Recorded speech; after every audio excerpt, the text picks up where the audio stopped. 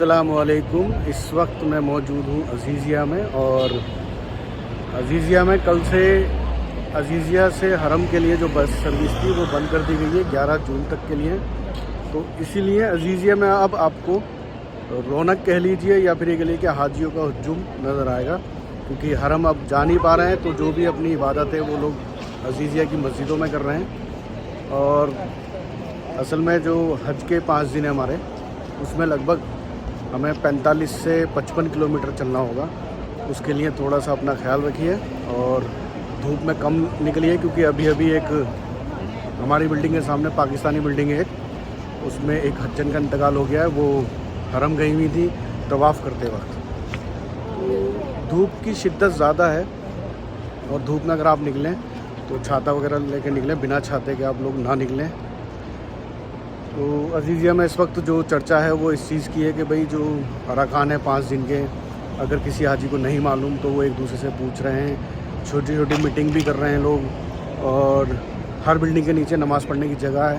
हर नमाज के बाद वहाँ बयान भी हो रहा है, और जो मस्जिद हैं उसमें भी समझाया जा रहा है। असल में बहुत सारे हाजी ऐसे हैं जिनको अरकान के बारे में पता नहीं है, तो या हम ही हैं, बहुत सारी बातें हमें नहीं मालूम, तो हमें इन मीटिंग के थ्रू या हाजियों के थ्रू पता लग रहा है कि भाई ऐसे ऐसे करना है। फ़िलहाल अभी हाजी जो हैं वो थोड़े से फ्री महसूस कर रहे हैं और अल्लाह की और दीन की बातें कर रहे हैं। पहले क्या था, हरम में जाकर के अपना तवाफ़ वगैरह कर रहे थे, तो अब वो लोग फ्री हैं, तो इस वक्त अल्लाह का ज़िक्र में लगे हुए हैं। कल रात भी इशा के वक्त मैं मस्जिद आयशा अल रज़ी में था, और वहाँ से वापसी आते वक्त मैंने वीडियो बनाई थी, वो मैं आपको दिखाऊँगा ज़रूर। तो सभी हाजी हज्जनों से एक रिक्वेस्ट है कि अगर आप धूप में निकल रहे हैं तो बिना छतरी के ना निकलें, और ज़्यादा से ज़्यादा लिक्विड वाली चीज़ें लें। फ़िलहाल अभी हम लोग जा रहे हैं आयशा अल रज़ी मस्जिद के अंदर, क्योंकि मगरिब और ईशा हम लोग वहीं अदा करते हैं, और ज़्यादातर हाजी वहीं का रुख करते हैं। परसों तक वो मस्जिद जो है उसमें असर मगरिब ईशा में बहुत कम लोग हुआ करते हैं, लेकिन कल से माशाल्लाह वो मस्जिद फुल होने लगी है।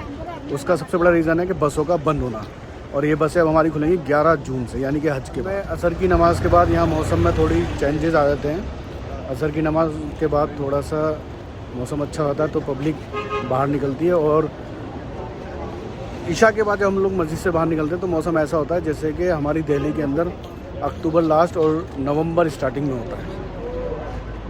फ़िलहाल हाजियों से एक ही रिक्वेस्ट है, और हज्जनों से भी, कि अगर आप धूप में निकल रहे हैं दिन के वक्त तो बिना छतरी बिना पानी के ना निकलिए, और पानी जितना मतलब लिक्विड वाली चीज़ें जो हैं ज़्यादा से ज़्यादा पीजिए, ताकि यह है कि आने वाले वक्त में हम लोगों को किसी तरह की परेशानी का सामना ना पड़े।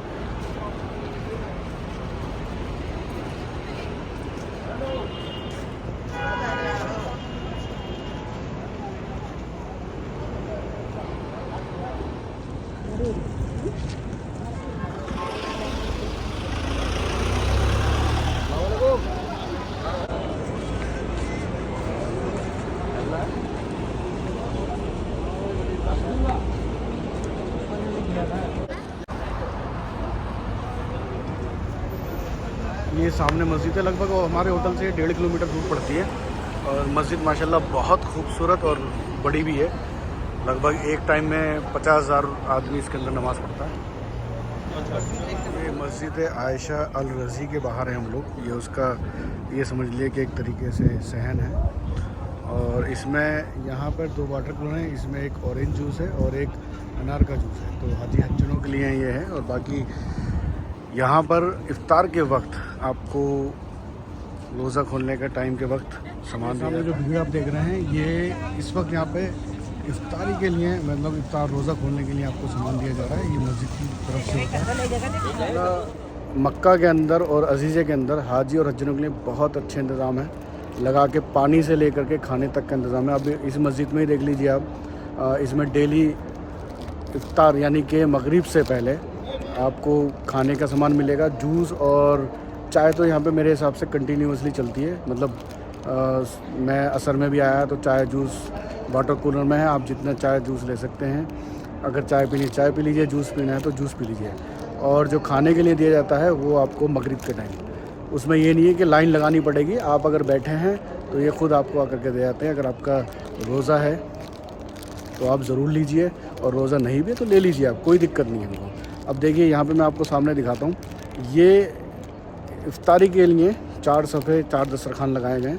यहाँ पर जिनका रोज़ा होगा वो बैठ करके अपना रोज़ा इफ्तार कर सकते हैं। ये इस मस्जिद के बाहर 4 दस्तरखान हैं और इन चारों पर रोज़ा इफ्तार कराया जाता है।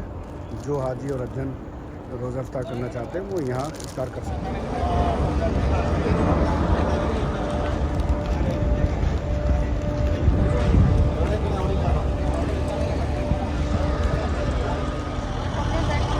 नहीं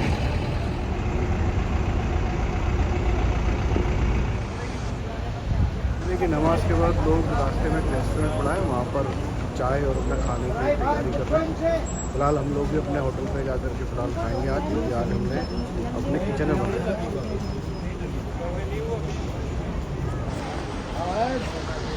वैसे अजीज़िया में रौनक जो है वो अब दिखाई दी है। बस बंद होने के बाद लोग अजीज़िया के अंदर मौजूद हैं, तो एहसास हो रहा है कि अजीज़िया में काफ़ी पब्लिक है, अब दिखाई दी है, वरना पब्लिक हरम के लिए निकल जाया करती तो नज़र नहीं आती थी। फिलहाल मीना के लिए हमें परसों ये लोग शायद लेकर के जाएंगे, अगर परसों लेके नहीं तो उसके अगले दिन। और जिस दिन मैं मीना के लिए जाऊंगा उस दिन से अपनी वीडियो वगैरह बंद कर दूंगा। फिर आपको हज के बाद जो भी वीडियो बनाऊंगा हज के बाद बनाऊंगा, हज कंप्लीट करके, क्योंकि भाई अपने जिस काम के लिए हम आए पहले उससे फोकस करें। और ये वीडियो वगैरह तो खैर डेली हम लोग रात में ही बनाते थे, हरम से आते हुए या फिर मस्जिद से आते हुए या फिर खाना खाने के लिए जाते थे तब। असल में जो यहाँ हाजी और हज्जन फील करते हैं मैं सिर्फ वही बता रहा हूँ। बनाने के लिए तो लोग बहुत सारी वीडियो बना रहे हैं यूट्यूब वगैरह पे, लेकिन जो हाजियों की फ़ीलिंग है और यहाँ की हज्जनों की फ़ीलिंग है वो सिर्फ वही फील कर सकता है जो हज पर है।